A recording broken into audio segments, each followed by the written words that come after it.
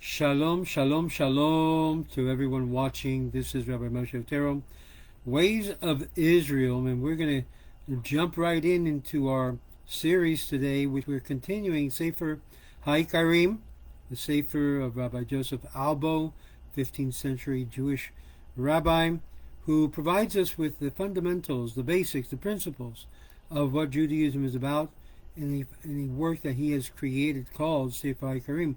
We're already in book number 2, and we're looking at chapter 8, and he starts by saying it is clear without much reflection that an attribute ascribed to a thing to denote its activity does not imply plurality in the essence of active things. For many, different acts may proceed from one agent, and this is true of both kinds of agents, the natural as well as the voluntary. Thus takes a natural agent like fire, which fire melts certain things while it hardens others. It boils and it burns and it makes black and it makes white. One who does not know the nature of fire might think that it has 6 different forces, from which the 6 different results follow, which we have mentioned. He might think that there is an element by which it boils, an element by which it burns, an element which it makes it black, an element which makes it causes people the opposite of blackness. Namely, it makes white, the element of which it melts, another element by which it does the opposite, etc. It hardens. For he would say it's not possible that the one and same agent should produce opposite effects. But he knows the entire nature of fire and understands that with one and the same force which it has, namely heat, it does all of those things, and that the results are different because of the difference in its recipients, without there being any multiplicity in the essence of fire. The same thing applies to the voluntary agent. Thus, the rational faculty in man, who is a voluntary agent, does many different things, though the agent is one. He acquires the science and the arts, he governs the states, he rips and sows, he destroys and he builds. He does a great many different and opposite acts, though he is one and simple. For there is no one who holds that the rational faculty in man is composite. Similarly, in the human soul as a whole, the author of many different natural activities like nutrition, growth, sensation, and voluntary acts, like activities of a cognitive and rational faculty. And yet there is no philosopher who maintains that the human soul is composite. But since we find the function of growth by itself in plants, and the function of sensation in animals, and the function of ratiocination by itself in a separate intelligence, some have been led to think that the human soul is a composite. And some physicians have written that man has 3 souls, but it is not so.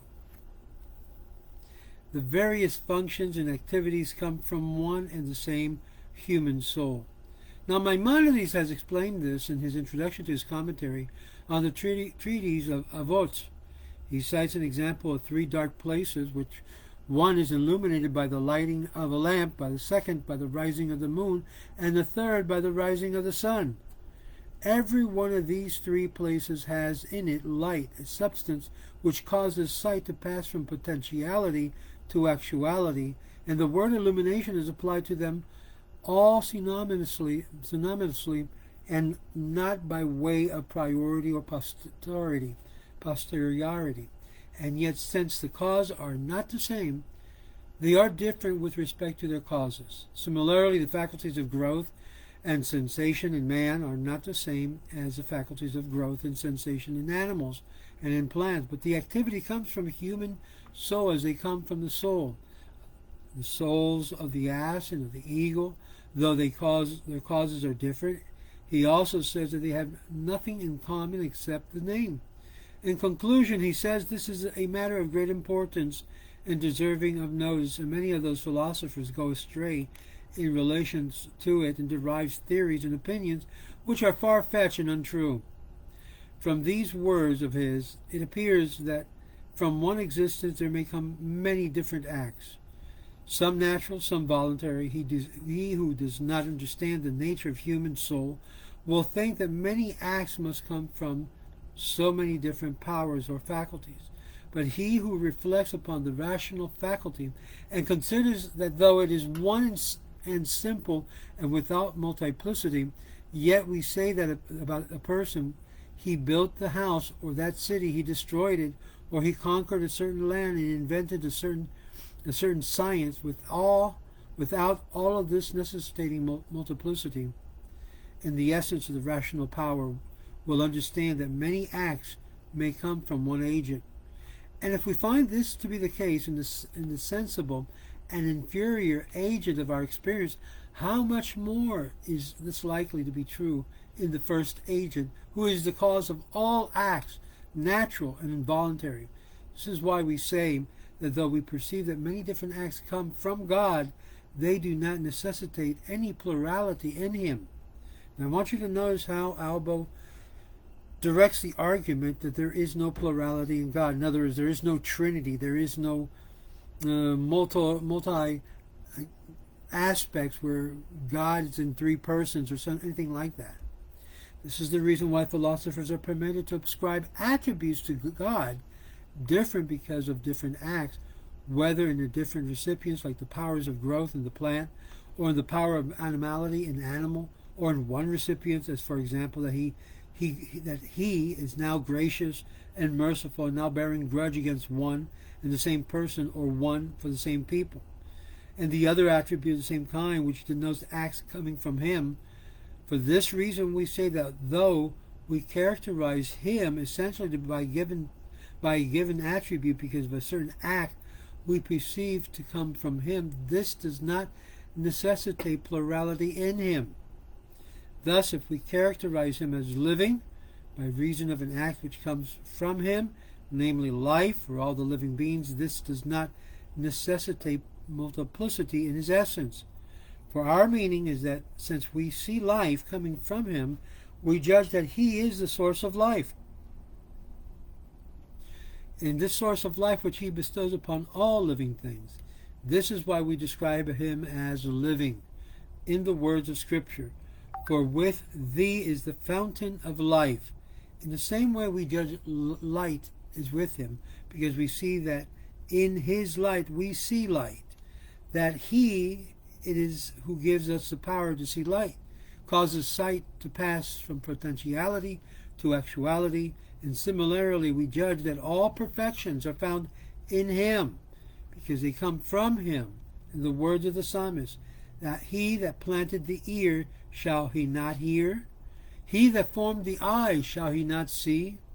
In the same way, we describe him as wise by reason of the acts which we see coming from him, with wonderful wisdom, admirable order, indicating that he has wisdom, that he may therefore be characterized by different attributes by reason of all various acts which we see emanating from him, without this necessitating any plurality in him.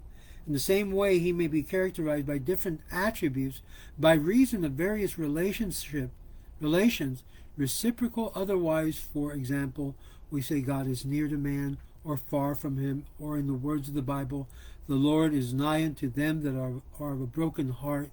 The Lord is far from the wicked. The nearness and the farness are on man's side, according as he comes near to God or keeps far away from him, as our rabbis say in commenting on that expression. The Lord, I am he before man sinned, and I am the same after he sinned. And it says, as well as an example, that change is not in God but in man. Before he sins, he stands in a certain relation to God. After he has sinned, he stands in a different relations. He departs from him like a tree which is now near to Reuben. Now far from him, now east of Reuben, now west of him, not because of any change in the tree, but because of a change in Reuben. Or when the Bible speaks of God as creator and maker and king and Lord and uses other similar appellations, this does not necessitate any plurality or any change in God. As we know, God does not change. and necessitate any plurality, in this case in Reuben, when we say of him, when he is the son of Jacob, and his brother Simon, and his father Enoch, and the partner of Naphtali, the owner of an ox and of a pit. All of these attributes do not by any means necessitate plurality in Reuben, for which plurality is not in the essence of Reuben, but the attributes are due to things with which he stands in various relationships.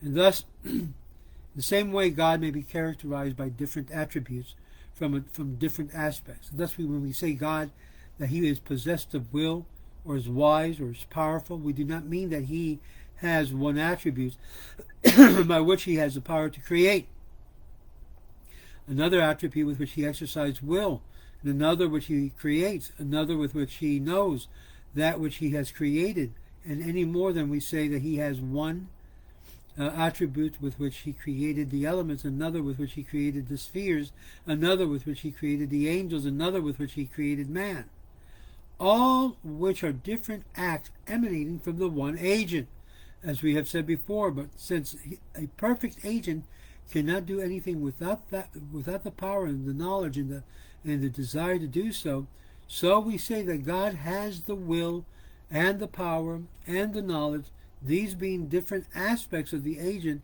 which do not necessitate plurality in him. In these various ways, God is characterized by the various attributes by reason of acts of different because of the recipients, or the differing in essence, or by reasons of the relationship connection between him and them, or because of difference in aspect. All of these things do not necessitate any plurality in God, and are all permissible. This is the method of the Torah and the prophets in relations to attributes which are ascribed to God. The question whether God can be characterized by different attributes in respect to his own essence will be left for a later discussion, says Rabbi Albo, and we will look at that later discussion. And here he summarized the idea that though these attributes may be multiple, that does not make God plural or plurality in himself. And here Rabbi Albo ends concluding these words in chapter 8 and introduces chapter 9 as an attribute by which a thing is characterized. Is not the essence of the things characterized. But as we will see, he exposes and expounds more on this topic regarding the attributes in chapter 9 and following. So please stay tuned. Please join us in this study. If you missed any of these series of the chapters of Sefer Haikkarim, Book 1, we've completed it. We're now in Book 2. Please go to our website, our YouTube site, which is youtube.com/Ways of Israel. And there you can find the series of Sefer Haikkarim, as well as other incredible study materials. For example, if you want to be a Jew, we have the series To Be a Jew right online. So you don't need to halt and wait and think, well, I want to know what it is to be a Jew. You go right up there and look at all the videos that we have already dictated, that we have already covered for those of you that want to become a Jew. And so it is accessible. Like never before in the history of humankind has Judaism become so manifest.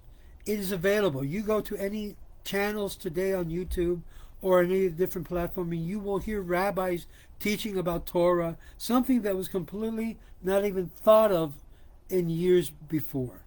There's an explosion of Torah knowledge, of Torah wisdom, Torah teachers, from one point of view to the other point of view, but you cannot say that Torah is not being taught from one end of the earth to the other. The knowledge of God is being spread in such a way by Torah teachers, by scholars, by leaders of the Jewish community in all languages. I mean, we even have a rabbi who's teaching, who's part of our organization in Italy, speaking to the Italian community in his language. We also have people who speak Portuguese, who are speaking and teaching, also connected to our organization in Portuguese. There's no language yet Even in Indonesia, our good friend and associate, Yaakov Baruch, in Indonesia is doing an incredible job.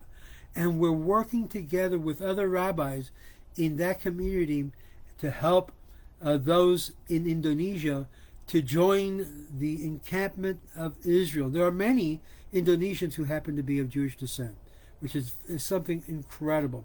And this is why I speak so harshly against those who tries to stop what is happening worldwide with so many people wanting to be attached to the people of Israel. Let me just say one thing, because many of you who have had and have undergone halakhic conversions and are upset when they are treated, when you are treated as if you were just completely, as they would say, a goy.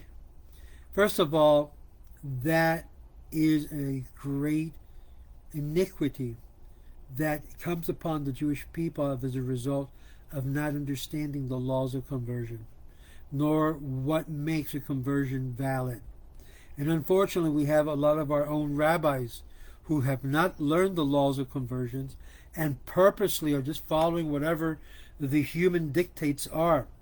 You need to go back and read the Shulchan Aruch, especially certain segments of it, and what's required for a convert to be recognized as a Jew. And a lot of that is being transgressed. I mean, unfortunately, we have bet dins that attempts to disqualify other bet dins conversions. Why do they do that? Because of the business. And so because we don't have that motive to initiate conversions based on monetary considerations, we do so in many of the cases absolutely free, no charge. This removes the stigma, this removes the, I would call it, the bribery element of the idea of the conversion. Because conversion has become a monetary business where hundreds of thousands of dollars is transitioning to the rabbis who are making a lot of money on this. A lot of money. So we don't do that. We don't charge for the conversion. Obviously, we do ask for donations, support, and sustenance because it is what we do. We are involved in a holy work in letting people know about what Judaism is about helping people come into the fold, as it were. And if for some reason there are no communities, we go out there. We make sure we can be able to help someone, plug them into one of our Jewish communities that we have already formed throughout Latin America. We have right now to date 40 Jewish communities and growing. And I'm proud to be able to say that we made this possible. I'm not the only one involved in doing this. There's other rabbis as well. There's a new Sephardic community called B'nai Sephardi in the Kissimmee area. I was proud to hear about that by our good friend Rabbi Chaim Ovadia, who I worked with at one time in his Beit Din, and he is doing an incredible job there, and I support it. We need to support each other's work, and this is the great thing that Rabbi Chaim Ovadia is doing, not only in Florida, but also, I understand, in Brazil, which we also have a group that's forming, and other parts of the country. So please continue to support these rabbis, these organizations, and do so monetarily. They are growing, and it's time, in momentous time, to be able to see the Jewish community grow from ground zero all the way up. Now you say, well, there's so much anti-Semitism. Do you realize how many people want to become Jewish despite of the anti-Semitism? And I say to them, why do you want to become Jewish? Do you understand we're the most hated community throughout the world, and the hatred is becoming more boisterous? Why do you want to become a part of a people who are being basically attacked daily by anti-Semites and Jew haters? Why do you want to be part of that? And they say to me, because of the truth. Because we know that you hold the truth, and because we want to be and show our love towards God, the God of Israel. You can't deny that. This is exactly what the Shulchan Aruch says, that when a person is rejected in that way, and they still insist in being so, we need to open up the doors, not throw the door onto their face. And this is why, despite many years of my strugglings, as it were, I still see the hand of God in the work that we're doing. But it's not only our work. I mean, I was looking at a couple of conversations with a good friend of mine, Arya Moshin, who also has created a book and the whole planification for becoming a Jew and what to do. Obviously, I don't 100% agree with his position, because in the sense of pushing them off to B'nai Noach, like other communities do. In other words, they want to wash their hands with many people wanting to become Jewish, and they push them off to B'nai Noach, as if this is a filter from them becoming a Jew, when the greatest privilege is becoming a Jew. Did you know that? It's considered a privilege and honor to become part of God's people, become part of Israel. It's a privilege. Those who are born into that privilege sometimes don't even realize the privilege that they have. And this is why it needs to be taught, instructed, and shown. There's no people like the people of Israel. There are promises that are given solely to Israel and not the rest of the nations. And this is why I say to those who basically are tattling around with B'nai Noach, you happy there? Okay, stay there. But if you're not happy in B'nai Noach, because it's not where you're supposed to be, and you want to do a conversion, at least halakhic conversion, according to what our rabbis have taught us, have said, and indicated, feel free to reach out to me. If you want to say, no, I want a conversion that's recognized by the state of Israel and by the Rabbanut, I'll plug you in, not a problem. We have now only one bet din here in Florida. One. There used to be about 5. From 5 to 3. From 3 to 2. Now there's only one bet din in Florida that's recognized by the Rabbanut. It's very possible that one bet din will be completely closed down by the Rabbanut, because they're closing down the doors. They're shutting the doors. The Rabbanut. This is why we don't care whether the Rabbanut recognizes us or not, because what we have to do is what God says. And when will rabbis arise for the time where it's more important what God says, what our sages told us to do, than what a systematic, endemic, discriminatory body called the rabbinate is pushing forward? That's what you have to ask yourself. You have to ask yourself, even during the time of King David and King Solomon, which the conversion halted, conversions were still being done under their noses as layman conversion courts. It didn't stop then. Keep this in mind. But what did the Jewish people do? They brought them in. They brought them closer. They analyzed to see if they were living Torah life, Torah observance, and then brought them in slowly. And apparently this is exactly what the rabbinate wants to do. So I really don't care, whether the rabbinate accepts the conversions or not. We have to do what is correct before God and man. And so we will continue this venue of helping people who sincerely want to become part of the Jewish fold and be able to say, Ani Yehudi, and be counted in minions. We have communities in Indonesia that are basically opening up widely on what the work that we're doing. We have communities in Cuba. We have communities in Florida. We have even, believe it or not, listen to this, we even have Chabad rabbis who quietly will accept these converts, because we're not doing it to please the rabbinate. We're not doing this for politically motivated thing. They realize the conversions were done halakhically and correctly, and they're good people. They're people that want to be part and want to contribute to the Jewish cause, not come to seek what they can take out of the community. These are true converts. As I spoke to many times with Rabbi Stein.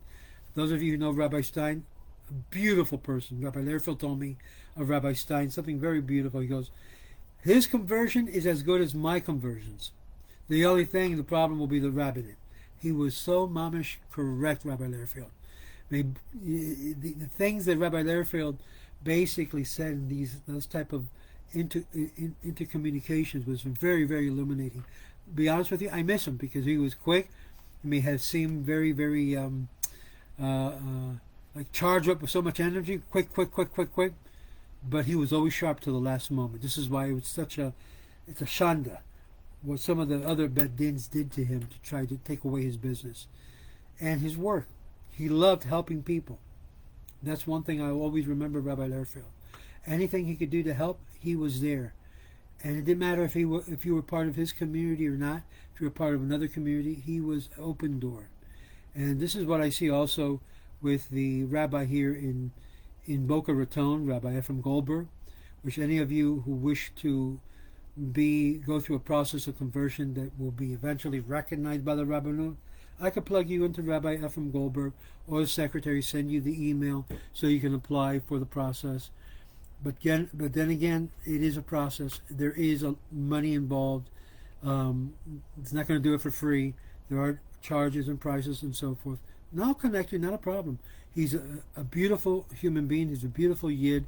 You see him. We put him on our Ways of Israel platform every chance he has a Devar Torah or chance, or if you want, he also has an incredible platform for those of you who want to learn on a regular basis.